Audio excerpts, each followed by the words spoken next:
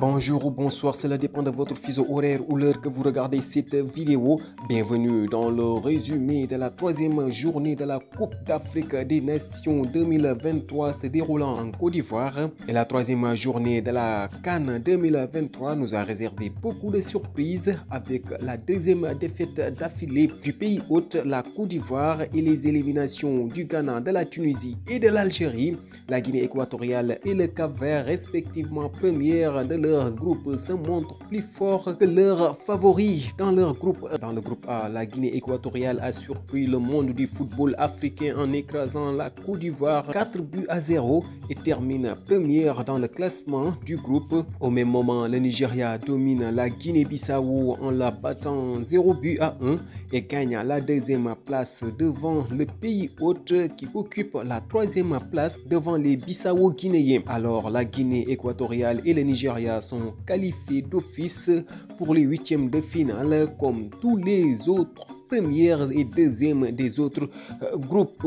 Et dans la poule B, le Cap-Vert est également sorti première du groupe devant l'Égypte et le Ghana. Les requins bleus ont fait un partage de points avec les pharaons d'Égypte sur les scores de 2 buts partout. Ce match nul suffit le Cap-Vert et l'Égypte pour terminer respectivement première et deuxième de la poule B devant le Ghana troisième et la Mozambique quatrième. Concernant le groupe C où se loge le champion en titre, le Sénégal, où s'est joué jusqu'aux dernières minutes, même si les Lions de la Teranga ont fait carton plein. Après 45 minutes de jeu très serré dans les deux rencontres du groupe C, le Sénégal et le Cameroun ont fini par battre la Guinée sur les scores de 0-2 et la Gambie sur les scores de 2-3. Sans aucune surprise, les poulains d'Aliou Cissé occupent la première place du groupe C, suivi des Lions indomptables. La Guinée-Conakry termine finalement troisième de la poule devant la Gambie quatrième. Pour le compte du groupe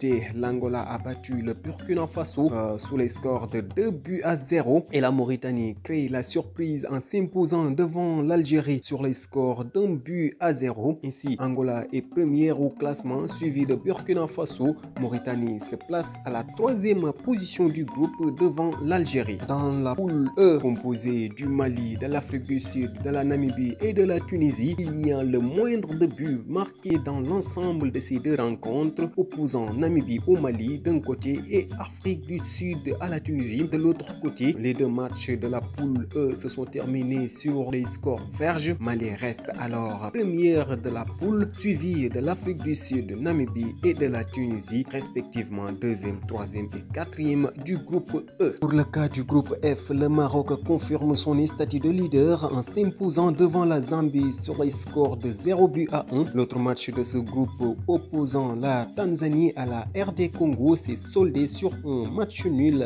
vierge. À cet effet, les Lions de la classe occupent la première place de la poule F, suivi de la RD Congo, Zambie troisième et Tanzanie quatrième. Les meilleurs troisièmes repêchés pour jouer les huitièmes de finale sont la Côte d'Ivoire qui était dans le groupe A, Guinée qui se logeait dans le groupe C, Mauritanie groupe D et Namibie groupe E. Le Ghana, la Tunisie et l'Algérie ne joueront pas les huitièmes de finale. Concernant le cas de l'Algérie, c'est la deuxième fois affilée qu'elle se fait éliminer dès les premiers tours depuis son sacre de 2019. Alors, pour le compte du programme des huitièmes de finale qui vont démarrer le samedi 27 janvier 2024 à partir de 17h, on aura Angola contre Namibie. À 20h, le plus grand choc des huitièmes de finale, en tout cas sur les papiers, Nigeria contre le Cameroun. Le dimanche 28 janvier 2024, on aura le choc des Guinées à partir de 17h. Guinée équatoriale, l'une des révélations de cette CAN